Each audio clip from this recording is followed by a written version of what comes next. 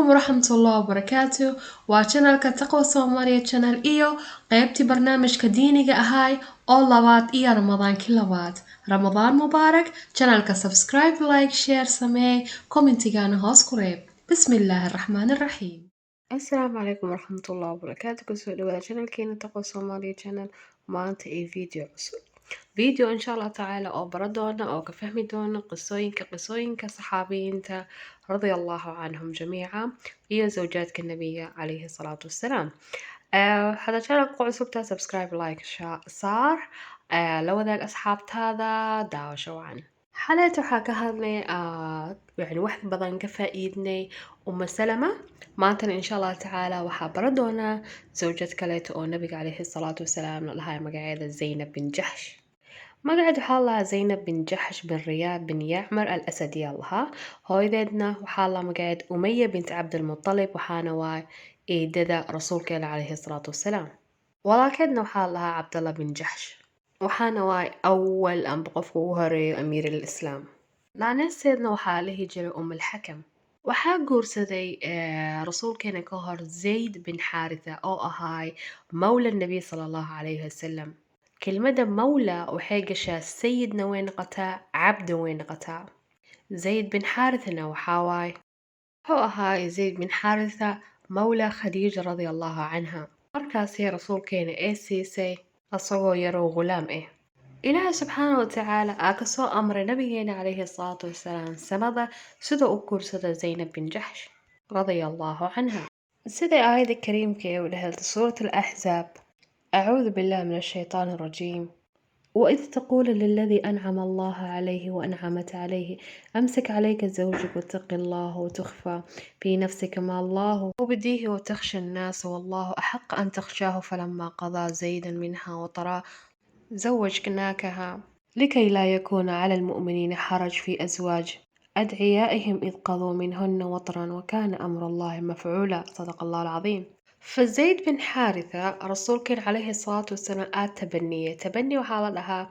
عنق دالين كرستي يعني أذا كرسني سل عنق تبني الله مركز إلا وحالة جار إلا أو لوجوعه يعني زيد بن محمد يعني إنه رسول كان على عمل مجي عيسى لوجوع جري إلا أو آية كريم كأيك سودكتي ادعوهم لآبائهم هو أقسط عند الله. فرسول كان عليه الصلاة والسلام وحوق ورسدي Zaynab bin Jahsh oo qabay wiilka oo rasuulkeena soo koriyay la dhahay Zayd bin Xaaritha oo guursaday sidoo u jabiyay caadada jaahiliyiinta. fa adiga hadda mathalan haddaa keensatid gabar aa soo korsatid aa gabartaas guriga keentid oo ku yani familkaaga ka mid noqoto iyadoo baby ah soo korisid ma dhehaysid nasabkaaga inay sid gabartaas famila dhaleen laakiin hadhowta haddee weynaato ee ogaatay gabarta inay ciddaan dhalin waxay damci kartaa wiilkaaga guursan karo ninkaaga guursan karo diintu way ogoshahay. haddana xataa haddaa wiil xataa aa soo sidoo kaleeto wiil xataa haddaa keensatid yariis ah oo ilmahaaga ku tirsantid ma aha inuu kula dhaqmaayo sida ilmahaas runta ah u dhashay ma ahan.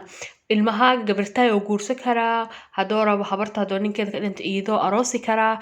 sida horena iigu sheegay Zaynab bin Jahsh ilaahay subxaana wa tacaala aa rasuulkeena kusoo amray inuu guursado markaasay mar walba ay faani jirtay.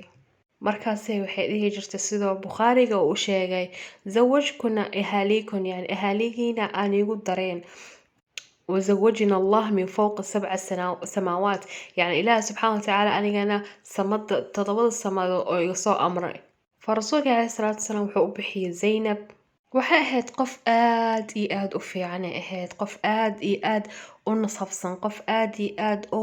raxmad badan qof aad iyo aad u tadayun badan oo soom badan sadaqo badan salaad badan taqwo badan ay ahayd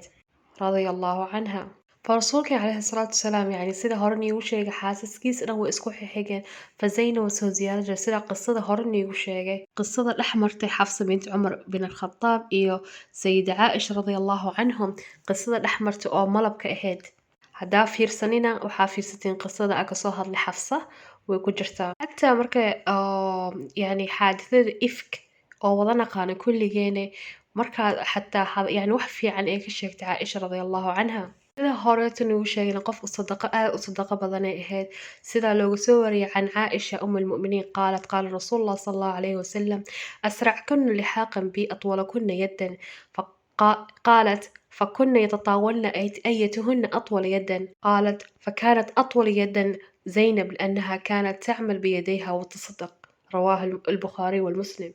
فسيدي عائشة رضي الله عنها u amaantay Zaynab رضي الله عنها waxay dhahday ma arkin dumar u diin badan taqwo badan oo familk yani silad raxim sameehayso oona sadaqad badan Zaynab ka hor oona mar walba Ilaahay subxaanahu wa tacaala ugu dhawaasho badan رضي الله عنهم أجمعين waxayna ahayd qofka ugu horeeyay oo dhintay oo zawjaadka nabiga calayhi salaatu wasalaam oo ku xigsaday ay ahayd Zaynab bin Jahsh waxay dhimatay wallahu aclam sanadka 20aad oo hijriyada waxayna jirtay 50 sano wallahu aclam waxaana ku dugtay Umar bin al-Khattab ku dugtay waxaana lagu duugay al-Baqiica lagu diyay radiyallahu anha wa anhum jamiican maanta qisadan insha Allah tacaala maxaa ka faa'iideynaa intaas oo ku egyahay qisadan waxaa ka faa'iideynaa sida dhammaantiin u wada ognahay caadada wiilka iyo gabarta isla dhashay isku aabaha isku hooyo ah ma isdamci karaan ma isguursan karaan matalan adooga gabartiisa dhala ma guursan karo laakiin markay noqoto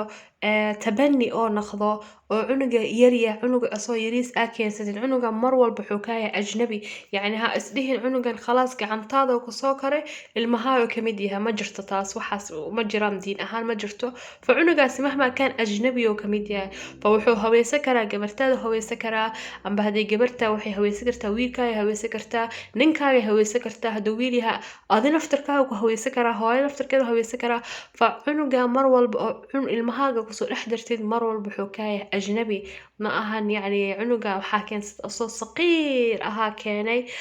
markaasoo ilmaheega kusoo dhex koray no waxaa maadaama oo yahay tabani ambis kale soo xanaaneysata cunuga keensatay mar walba wuxuu ka yahay ajnabi mar walba hal isku day inay caadadaas la iska dhaafo insha Allah tacaala fa videogan insha Allah intaasoo ku egyahay qisadan iyo qisad aad u fiican oo ku xigta insha Allah tacaala subscribe-ka ka ilaabin channelka sida hore ugu socdo